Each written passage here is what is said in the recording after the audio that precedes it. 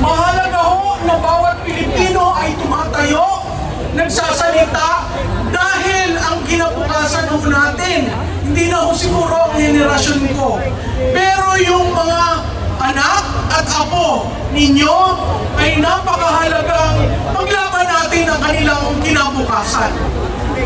Wala ho ito sa leader. Nasa sa atin ho dahil tayo ang nagbigay ng mandato sa lahat ng nahalal. At yung lahat na nahalal, hindi makapagsalita dahil lahat sa kanila nagbenepisyo. Ang hindi lamang nagbebenepisyo, tayong mga Pilipino. Kaya napakalaki ho ng pasasalamat namin, lalo na ng mga organizers, na kayo ay pumunta dito, na tayo'y nagkita-kita, at tayo ay naihiyain natin ang ating kalooban. Alam ba ho nyo na ang utang ng Pilipinas ay 18.5 trillion na? At ang bawat Pilipino ay may utang na 164,000. Ano? Yan ang mga buntis na hindi pa nanganganak. May utang na ang inyong anak. At ang bawat pamilyang Pilipino ay may utang na 674,750. Ang laki mo, no? Pero ang pagbabayad ng VAT, tayo rin ho yun. Pag tayo ay bumili, may VAT. Pag tayo ay nagbayad ng elektrisidad, may VAT. Pag tayo ay online, gusto na rin din nilang ilagyan ng VAT. Okay? Ba't ganon, sabi ni Sir? Tama ho yun. Kaya kailangan ang gobyerno ay maging responsable at accountable sa taong bayan. Ngayon, sana ho, pagdating sa 2028, maghalal tayo ng bagong muka. Yung kayang ipaglaban tayo, yung hindi magnanakaw, at hindi magkukuble sa responsibilidad nila na magkaroon ng maayos na flood control dito sa ating bayan.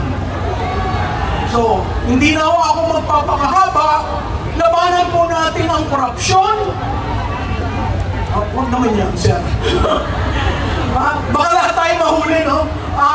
Sa bagay, hindi nila kaya ilagay lahat ng taong ito sa kulungan, no? Tama! Oo, no? So, patuloy po natin paglaban. Alam ko po na napakahirap. Alam ko po na marami na sa kasamahan namin ang nakulong. Pero ngayong gabi, sabi ko kay Cathy, sige na nga, magsasalita ako. Ayoko akong umakyat sa entablado dahil hindi naman ako politika at hindi naman ako tumatakbo. Pero kung ang rason sa pag-akyat ko sa entablado ay dahil sa pagmamahal ng ating bansa, aakyat po ako. Dahil yan na rin po ang sinusukli ko sa inyong pagpunta dito, sa inyong pagtayo, at sa inyong pagbigkas ng unang yung gustong sabihin sa ating gobyerno. Wag ho muna sugod, no? Sa July 27 ho, magkakaroon ng State of the Nation Address. Panglima! Ha? Naalala nyo ang sinabi niya? Mahiya naman kayo! Isang taon na ho, hindi ho nahihiya ang ating nahalal. So, ano ang ating mensahe? Mahiya kayo! Mahiya kayo! Mahiya kayo! Marami pong salamat sa inyong lahat at mahalin natin ang Pilipinas. Mabuhay ang isla ng Mindanao! Mabuhay ang Luzon! May buhay pa kayang Luzon? Mabuhay! Napakabuhay! Ang bansa kung tayo'y nagkakaisa kasama ang isla ng Visayas!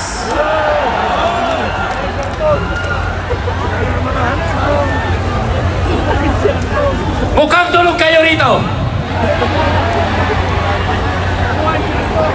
Gising na ba kayo? O natutulog pa kayo sa katotohanan na dapat nating ipaglaban?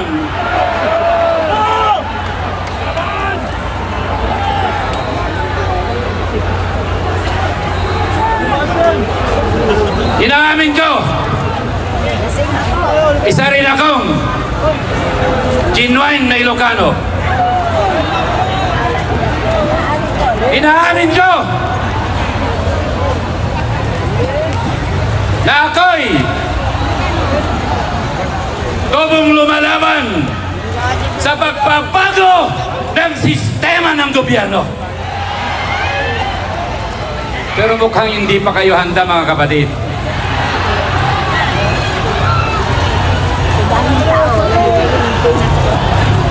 Ang tanong ko sa inyo,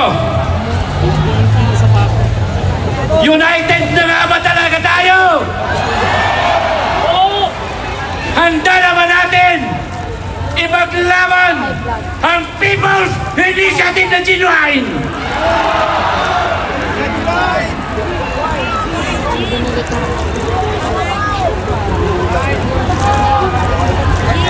Pag-usapan natin kung paano natin gibain ang mga itinago nilang maleta. Kumamalak mo? Are you ready? Bigyan lang ako ni Ate Josie.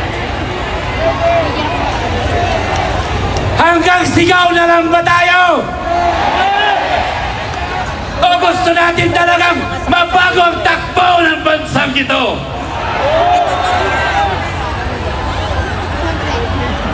Nag-aantay pa ba tayo ng ibang bayani ng bansa samantalang kayo ang mga bayani ng bansang ito?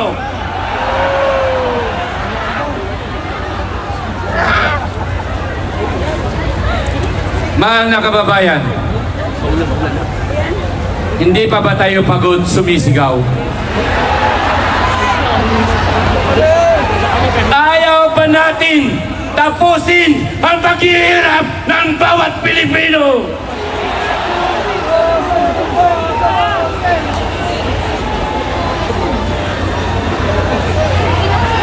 Makinig kayo.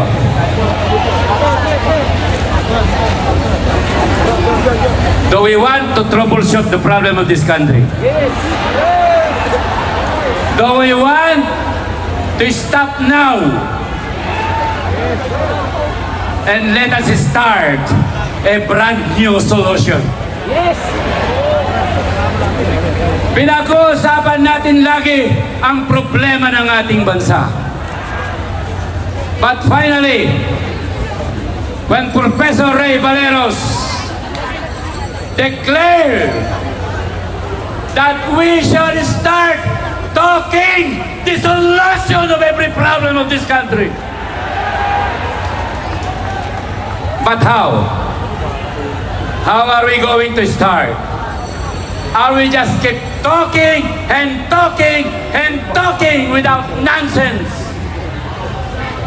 Or we want to start the solution?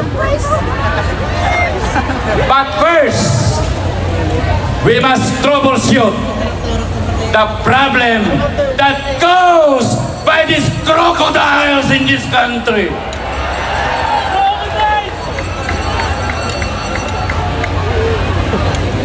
Nasaan ang mga nakamaletang perang ito? Gusto niyo ba na pabalikin natin ang pera yan sa ating mamamayan?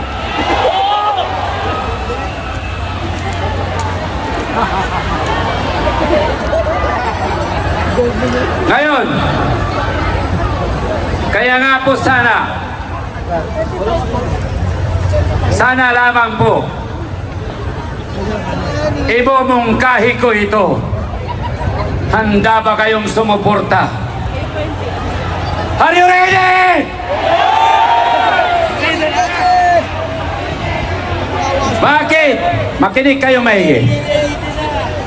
Bakit hindi natin pasiyasat sa mga bangkong nag-release ng pera kung ano ang mga serial numbers ng mga perang ito at ibalik sa treasury ng mga Pilipino? Do you believe me? Kailangan natin malaman ang mga serial numbers ng mga perang ito mula sa Central Bank, mula sa Land Bank, mula sa mga bangkong nag-release ng perang ito. At sino man ang may hawak ng mga serial numbers na ito ay dapat makulong kung hindi niya ibalik ang pera yan sa bangko ng mga tao. Payag ba kayo? I hope that after this indignation, there should be a concrete resolution. Tubig. We are not against the government. Because the government is you, not them. Payag ba kayo na inaagaw ang mga kalupaan ng Pilipinas? Payag ba kayo na mga tribo natin ay naisasantabi na lamang at sila'y hindi malaya sa kanilang mga lupain? Kayo ba? Malaya pa ba kayo sa sarili niyong bansa? Hindi na. What did the Constitution says? The people is a democratic and republican state. Sovereignty resides in the people, and all government authority emanates from the Filipino people.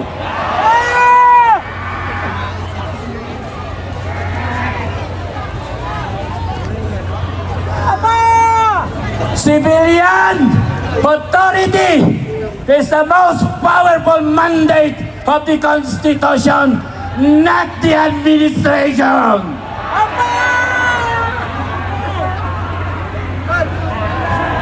Mga kapatid, ubusin ko man ang oras na ito, pagalitan naman ako ng aking boss, General Romeo, hindi si Browner ha. General Romeo Bokis, saludo ako sa inyo, sir. Navy Captain, Professor, Customary Lawyer, Professor Ray Baleros. Mabuhay ang bansang Pilipinas! Mabuhay ang bawat mamamayang Pilipino! Mabuhay ang mga buhay at hindi patay na mamamayan! Maraming salamat po.